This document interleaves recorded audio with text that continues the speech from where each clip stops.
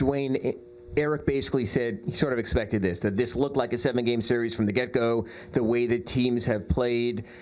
One, did you kind of in the back of your mind figure that even from the get-go, the way it's set up, that you might be playing at home on Sunday? No, we didn't come. We came here to try to win the game. I mean, we didn't come here with a 7-game series in mind. It's been a great series. They're a championship caliber team, well-coached team, but we came here to try to win the game. We wasn't coming in wanting the game 7. We didn't, they did an excellent job of setting the tempo and the style of play early, and we didn't adjust to it as far as guarding the basketball, containing the basketball, keeping it in front of us. They kind of went away from their offense and just were putting their head down and just going one-on-one, and we didn't do a good job of containing the ball. Their lineup approach, one, did it surprise you? And two, was it something that took a while to adjust to? No, it did not. Same one that they've had. The lineup had nothing to do with it. It was just our ability to keep the ball in front of us and contain the basketball and keep it under control. Dwane, I know you said that it was more you than that lineup. That being said, is there a chance for JV in Game 7? I wouldn't say not. I mean, I don't think so. I mean, just because his ankle is nowhere close to being game ready, so I would say not. Why do you ask about JV? What? Just, I mean, obviously he could have had an impact with. I mean, their lineup's averaging like 6'6" right now. I mean, okay. a rim protector might have come in handy for you. I would think. Yeah, you're probably right. That's what Bismack Biyombo does too. Again, and it wasn't like some of it was getting to the rim, but some of it was mid-range one-on-one shots, which were our issue. I don't know if JV being at the rim would have a lot to do with it. I think it started on the perimeter, containing the one-on-one.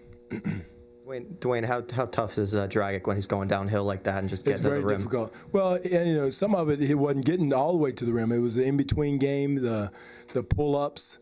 He had a heck of a night. He had a heck of a night. I thought Winslow, his rolls to the bucket while the bigs were up trying to contain the ball in pick and roll situation, took advantage of our tags on the weak side.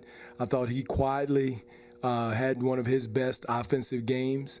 They had a lot of contributions. I thought also Josh Richardson came in and McRoberts.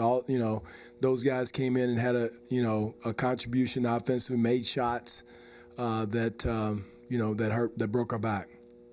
Dwane, this is a Stars league, and often the Stars get treated differently on the court than other players do. Is Kyle getting Stars calls? I don't, again, Steve, I think a lot of it, you got to make the situation. I don't know. I got to watch the film and see. We shot, 35 free throws. They shot 34. I don't know if it was a difference in the call.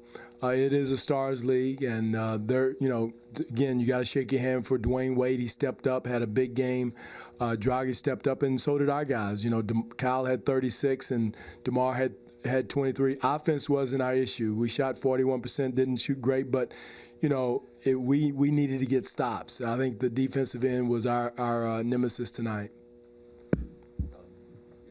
That said, you did get 60 out of Kyle and DeMar. What can you do to get those other guys to do that sort of Winslow, Richardson, other guy help? Well, I thought we had some opportunities, some good looks. We had a chance to cut it to 6 or whatever, and we fumbled the ball out of bounds, and so we had some opportunities in certain situations, Doug, but just didn't take advantage of it. But again, whoever's on the court's got to come in and make a contribution.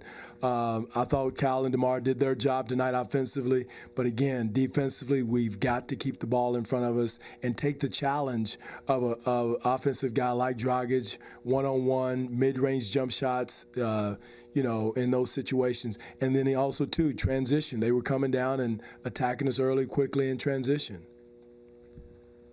Dwane, aside from, I don't know if you can adjust the defense to contain guys off the ball, so what do you have to see from your guys in Game 7?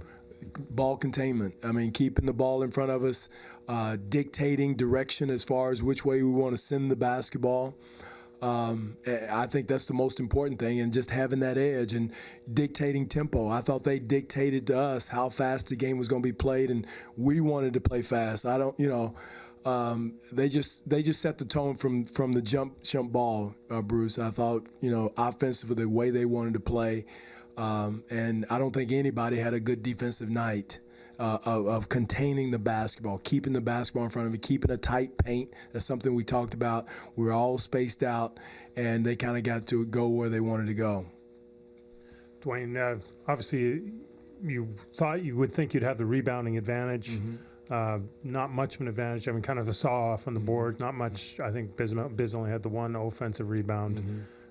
Was that them? You guys just didn't have a sink? What was it? No, they did a good job, Michael, of boxing us out. We stayed big, and that was should have been to our advantage. It was our advantage in Game 5. And we did not do a good job of going to the offensive board and taking advantage of it. And that's something, if they're going to play small, we've got to make sure we dominate the glass. And we did not do a good job tonight from that standpoint. And again, they came in here and did what they were supposed to do. They set the tempo. They dictated the style of play, the physical style of play, and we've got to respond. And I thought we did it in stretches. I didn't think we came in and didn't compete. But we just did it in stretches that we got to do it for a longer period of time.